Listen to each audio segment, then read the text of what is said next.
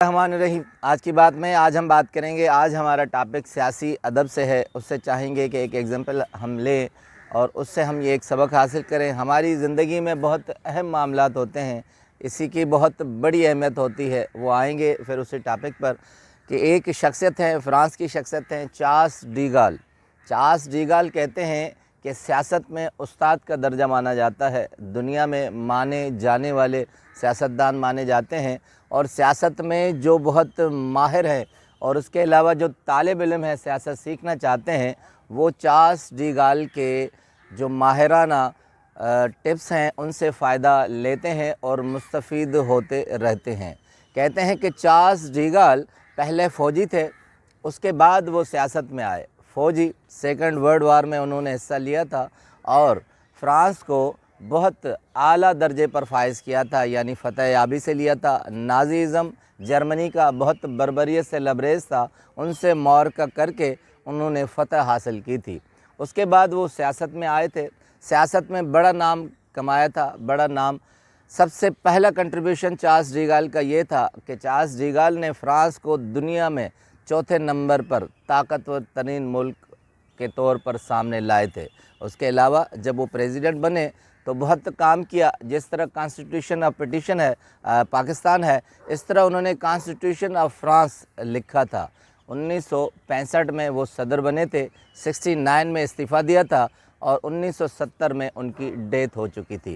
कहते हैं सदर थे तो बड़े बड़े काम किए थे उन्होंने फ़्रांस के लिए।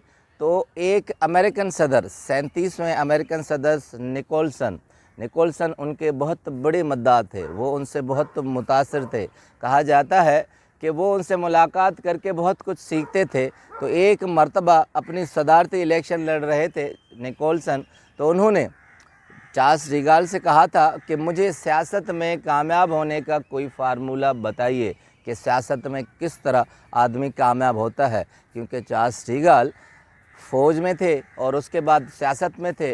दोनों जो फील्ड्स थी उसमें वो बहुत बड़े कामयाब थे। तो चार्ल्स डी गाल मुस्कराए और उन्होंने कहा सियासत में कामयाब होने के 10 तरीके हैं। तो निकोलसन ने कहा कि नहीं, मुझे सिर्फ़ एक फार्मूला बताइए और वो ऐसा फार्मूला हो जो उन 9 पे भी दस्तरस हासिल की हुई हो और सबसे आला हो। तो कहते हैं फिर दोबारा चार्ल्स डी गाल मुस्कराए तो उसने कहा सबसे बड़ा फार्मूला है खामोशी। तो उस पर 2 मिनट की खामोशी हो गई। तो निकोलसन ने फिर पूछा कि मुझे समझ में नहीं आया कि ये क्या फार्मूला है। उसने कहा कि सियासत में सबसे मज़बूत हथियार खामोशी है। खामोशी, अगर अल्फाज बोले जाएं तो अल्फाज सियासतदान की मौत है। चार्ल्स डी गाल ने कहा कि अगर आप बोलते हैं तो आपके सारे असरअंदाज जो भी शख्सियत होती है वो आपकी ख़त्म हो जाती है।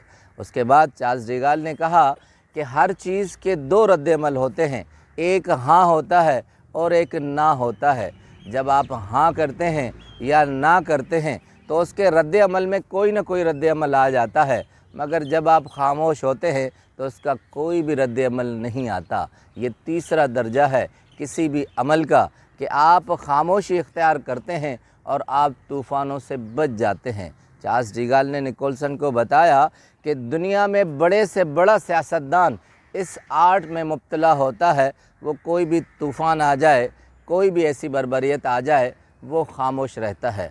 खामोशी से हम आने वाले तूफ़ानों को आसानी से उनका रुख मोड़ सकते हैं। इसके लिए यही मामला सियासत से हटकर हमारी ज़िंदगी का है। हमारी ज़िंदगी में बहुत से ऐसे मामलात आ जाते हैं कि हम बोलकर अपने आप पर आफतें तारी कर देते हैं। यही मामला आम ज़िंदगी में अगर अख्तियार किया जाए तो बहुत सी मुश्किलातें और मुसीबत हमसे दूर हो सकती हैं। शेख सादी रहमतुल्लाह अलैह फरमाते हैं, कहते हैं कि मैंने ज़िंदगी में कभी भी खामोशी से कोई नुकसान नहीं उठाया। मैं जब भी बोला हूँ और उनसे मुश्किलात में मुब्तला हो गया हूँ। मौलाना रूम की एक बहुत बड़ी ज़बरदस्त कोटेशन है, कहते हैं कि silence is the language of God, खामोशी खुदा की ज़बान है, क्योंकि वो कभी भी बोला नहीं है। यानी आप जब खामोश रहते हैं तो अल्लाह ताला की उन सिफ़ात में शामिल हो जाते हैं और बहुत सी मुश्किलातों से दूर हो जाते हैं। इसलिए आम ज़िंदगी में गैर ज़रूरी बोलना और किसी ऐसी जगह पर बोलना या किसी ऐसे मामलात पर बोलना हमें ख़ुद मुश्किलात में मुब्तला कर सकती है। तो आप खामोशी इख्तियार करें और मामला फ़हम बनें और मामलों को सुलझाने की कोशिश करें। आपका बहुत बहुत शुक्रिया।